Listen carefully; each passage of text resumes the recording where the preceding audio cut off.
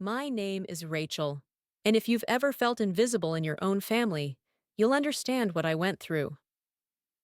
From the outside, people thought we were the perfect family: a hard-working father, a mother who kept everything in order, 3 children who seemed happy, neighbors admired us, teachers praised my parents. But behind the walls of our home, the truth was very different. Love wasn't shared equally. It was given like a rare gift, and I was never the one to receive it. Daniel, my older brother, was everything to my parents. He could break rules, skip chores, even talk back, and they would still look at him with pride. Emily, my younger sister, was the little angel. All she had to do was cry, and the whole house would run to comfort her. And then there was me, the forgotten one, the one who only existed when something needed to be done. On my 9th birthday, I woke up hopeful. Maybe this year they would remember me. Maybe this year I would finally feel special. I ran downstairs, expecting at least a cake or a hug. Instead, I found my parents busy decorating the living room. For a moment, my heart lit up, until I realized the decorations weren't for me. They had invited neighbors to celebrate Daniel because his soccer team had won a game. Not a championship, just one game. The whole house was filled with laughter, claps, and pride for him. And me? I stood in the corner, clutching a little card I had made for myself. On it, I had written, "Happy birthday, Rachel." No one noticed. No one remembered. That night, I sat alone in my room with a single cupcake I had saved. I lit a candle, sang to myself quietly, and blew it out, pretending it was enough. School became my escape.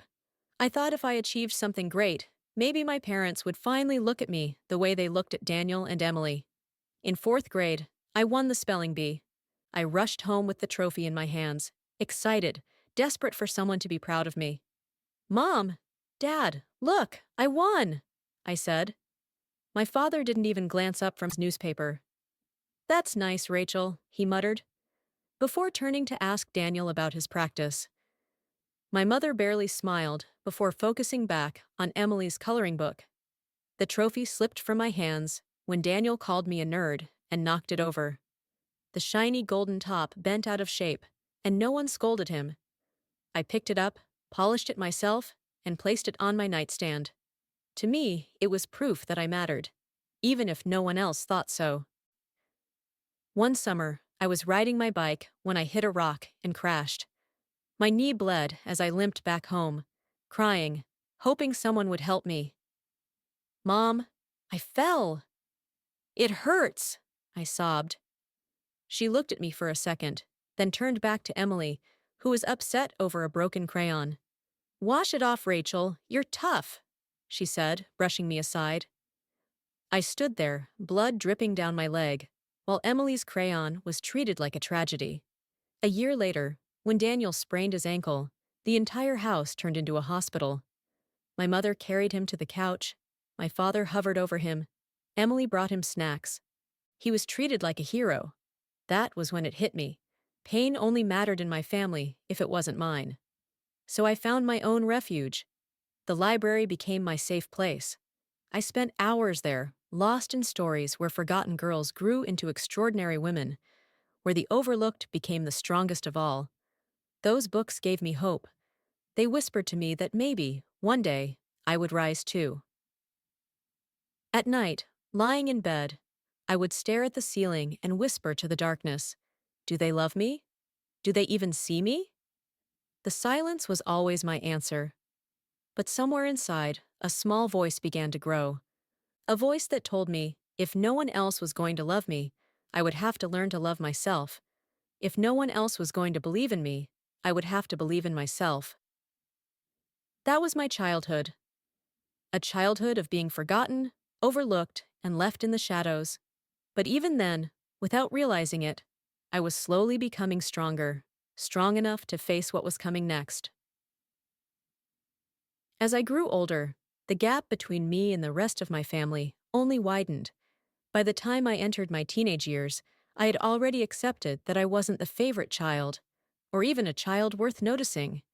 But deep inside, there was still a fragile hope that maybe, just maybe, things would change. High school was supposed to be a fresh start. I remember walking into the building on the first day, clutching my books tightly, telling myself that here I could become someone different. Here, no one knew me as the forgotten middle child. Here, maybe I could belong.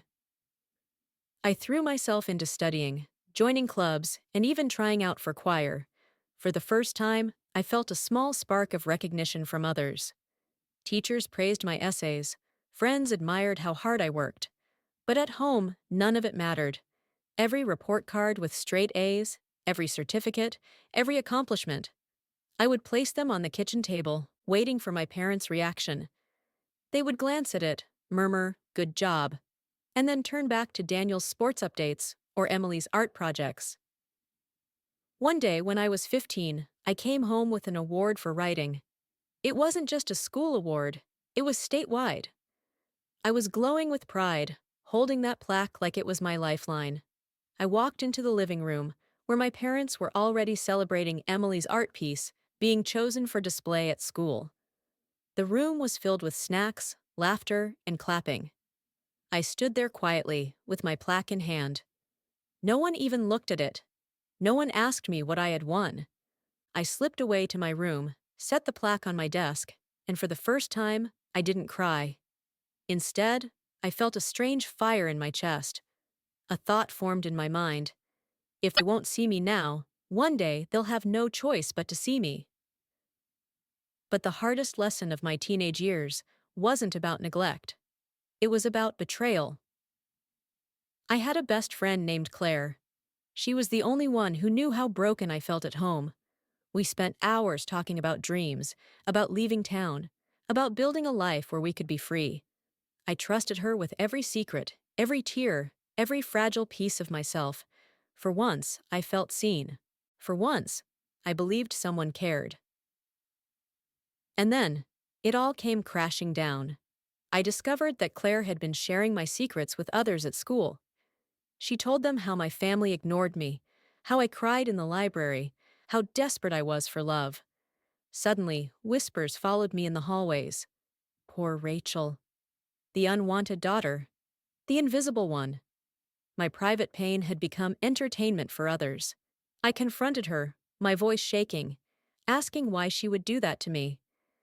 She looked at me coldly and said, "Because it's pathetic, Rachel. You're pathetic. Maybe now you'll realize no one wants to hear your sob stories." And just like that, the one person I thought I could trust vanished from my life, leaving me with nothing but shame and anger.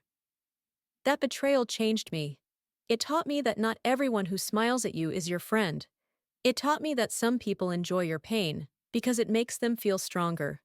And it taught me that I could no longer afford to hand my heart to anyone who hadn't earned it. But even in the middle of that darkness, I held on to my dreams. I wanted a different life. I wanted to build something beyond the walls of that house that had always suffocated me. So I studied harder than ever. I worked late into the night, reading, writing, and pushing myself. While Daniel partied and Emily was showered with attention, I built a quiet determination inside me. I knew I couldn't change my family. I knew I couldn't undo the betrayal. But I also knew this.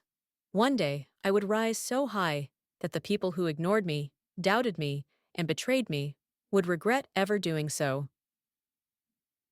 That spark of determination was the beginning of my strength. And soon, I would get the chance to prove it, not just to them, but to myself. By the time I turned 18, I had made myself a silent promise. I would escape that house. I would no longer live in the shadows of Daniel and Emily. I would no longer beg for scraps of attention from parents who never saw me. When the college acceptance letter arrived, I clutched it with trembling hands. I had earned a full scholarship, something my family hadn't expected, maybe hadn't even believed I was capable of. For the first time, I felt like the world had opened a door just for me. I remember the day I told my parents. I sat at the dinner table, my heart pounding, and announced, "I got in. They gave me a scholarship. I'll be leaving this fall." I waited, hoping for at least a smile, some acknowledgement that I had achieved something huge. But my father only nodded and said, That's good, Rachel. But remember, don't forget where you came from. My mother added, don't get carried away. We still need to think about Emily's future. She might need more support than you. And just like that, the moment I had dreamed of felt smaller. Still, I refused to let their indifference dull my joy. I packed my bags with more determination than belongings and left for college, carrying with me the quiet vow that I would never come back the same. College was like stepping into a new world. For the first time, I wasn't the forgotten child. I was Rachel, the hardworking student, the writer, the girl who people respected for her ideas. Professors noticed me, classmates valued me, and slowly the hole inside me began to fill. I spent countless nights in the library, not because I was running away from home this time, but because I was running toward my future. I poured myself into my studies, writing essays that won competitions, speaking in debates, and slowly building a name for myself. Every time someone clapped for me, every time someone praised my work, I felt a piece of my broken childhood begin to heal. And yet, deep inside, there was always that echo, that voice that whispered, they never believed in you. They never cared. One day, they'll regret it. That thought became the fuel that kept me going when things got hard. In my second year, I started working part-time at a publishing house. At first, I was just a student intern, sorting papers, fetching coffee, staying late when no one else would. But I observed, I listened, and I learned. My dedication caught the eye of one of the senior editors. He gave me a chance to help edit an upcoming novel. I worked day and night, pouring all my effort into it, and when the book became a success, he told me, Rachel, you have a gift. Don't waste it. For the first time, someone in authority believed in me, not because they had to, but because I had earned it. That validation was worth more than any approval my parents had ever withheld. By the time I graduated, I had already published my first short story. It didn't make me rich, but it made me visible. People knew my name. People respected my work. And when I stood on that stage, holding my diploma, the applause echoing around me, I couldn't help but think of all the times I had sat in my bedroom, asking if I even mattered. Yes, I mattered, more than they had ever allowed me to believe. I went on to build a career in writing, slowly climbing from small articles to bigger projects. The same girl who once whispered to herself in the dark was now standing on stages, speaking to audiences who listened closely to every word. And though I smiled, though I carried myself with pride, a part of me was always waiting for the moment when my family would see who I had become. Because success felt good, but revenge was still waiting quietly in my heart. The first taste of it came unexpectedly. One evening, years later, my mother called me. Her voice was softer than I remembered. She said, Rachel, your father and I were talking. We're so proud of you.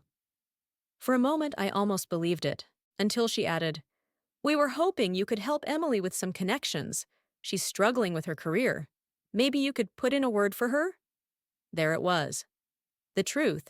They hadn't called to celebrate me. They had called because they needed something. I listened in silence, my heart pounding with a mix of anger and strange satisfaction.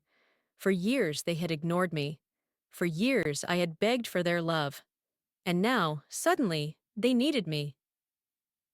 I didn't say no. I didn't explode. I simply said, I'll think about it, and hung up. But when I put the phone down, I smiled for the first time. Not out of joy, but out of power. For the first time in my life, the balance had shifted. They were no longer above me. They were no longer the ones with control. And that, I realized, was only the beginning. Years passed, and with each one, I built myself higher than I ever thought possible. I bought my first apartment, a quiet little place with shelves overflowing with books and windows that welcomed the morning sun. It wasn't grand, but it was mine, and it felt like freedom. I had carved out a life that belonged to me, no longer defined by neglect, no longer shaped by the shadows of Daniel and Emily. My career was flourishing. My second book had just been released, gaining attention in circles I never imagined entering. Interviews, speaking engagements, invitations.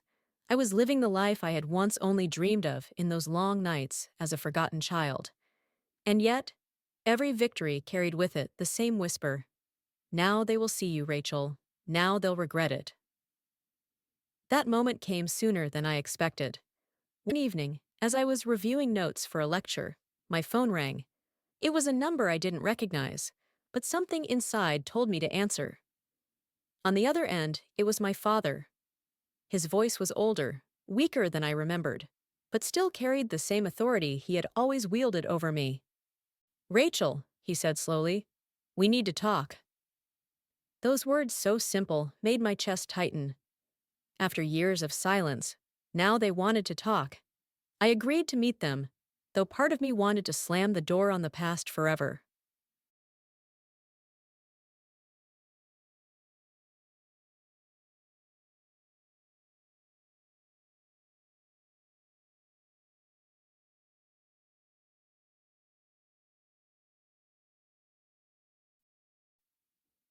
When I walked into my childhood home, the air felt heavy, unchanged. The same worn-out furniture, the same smell of old wood and my mother's cooking, the same walls that had once echoed with my silence. My mother greeted me with a smile that felt forced. Daniel was there, looking worn and bitter, his athletic glory long faded. Emily sat quietly, her hands folded in her lap, her once bright spark dimmed. For a moment, no one spoke, and then my father cleared his throat. "Rachel," he said, "we know we weren't the best parents, but times are hard now. Daniel's business failed.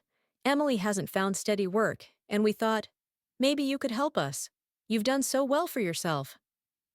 I sat there, staring at them, the family who had forgotten my birthdays, dismissed my achievements, ignored my pain, now sitting before me, asking for help. A part of me wanted to laugh. Another part wanted to cry. But what I felt most was a sharp, cold satisfaction. My mother leaned forward. "We're proud of you, Rachel. Truly. We just didn't realize back then how much you were capable of. But now, we see it, and we need you."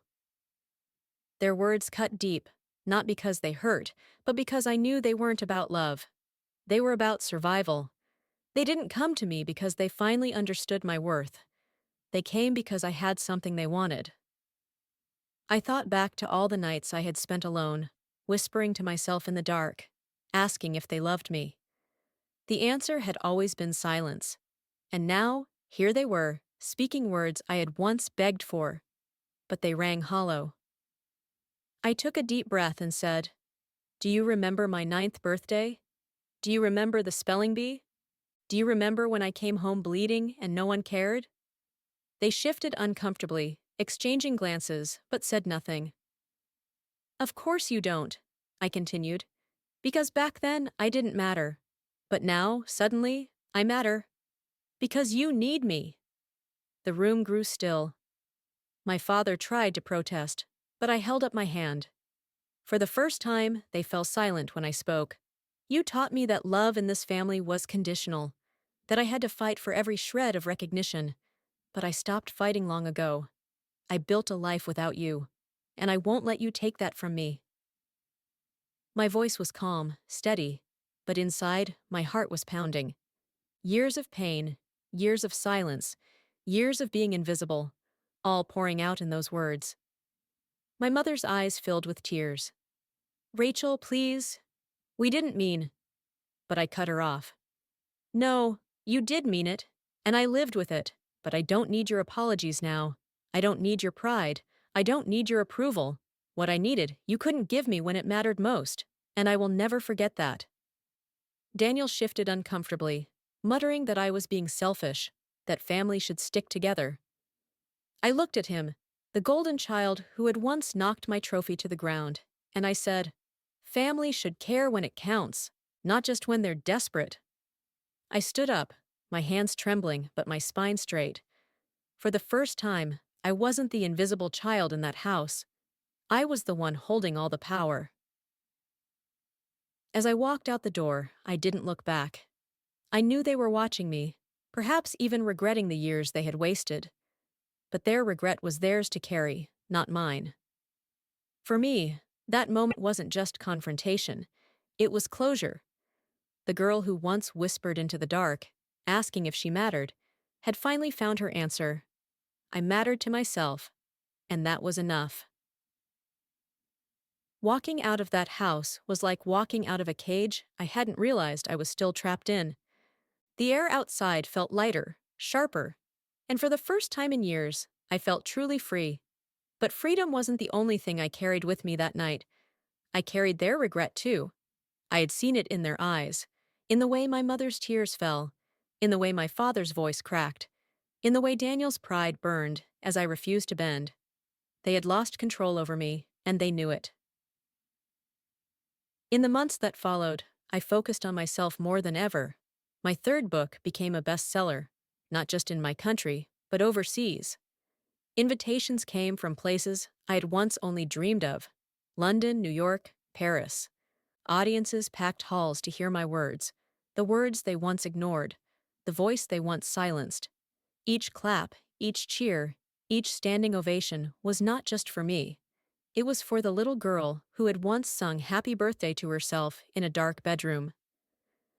Success gave me power, and with power came the chance to show them what they had thrown away. It happened one evening at an award ceremony. I had been nominated for Writer of the Year, a recognition so prestigious that the entire literary world paid attention. I walked into the grand hall, dressed in a gown that shimmered under the lights, my name echoing on the lips of strangers who admired me. As I took my seat, I noticed familiar faces in the audience: my parents, Daniel, and Emily. They hadn't been invited by me. They had come because they finally wanted to claim me, to stand by my side, to bask in my light after years of leaving me in the dark. When my name was called as the winner, I rose to my feet, applause filling the room. I walked to the stage, my heart steady, my head held high. As I stood at the microphone, the weight of my entire life pressed against me: the neglect, the betrayal, the loneliness, the pain, and then the strength, the resilience, the victories. I began my speech. When I was a child, I used to wonder if I mattered. I used to sit in silence, whispering into the dark, asking if anyone saw me. The answer was always no. For years, I believed I was invisible, forgotten, unworthy. But tonight, as I stand here, I realize that I was never invisible.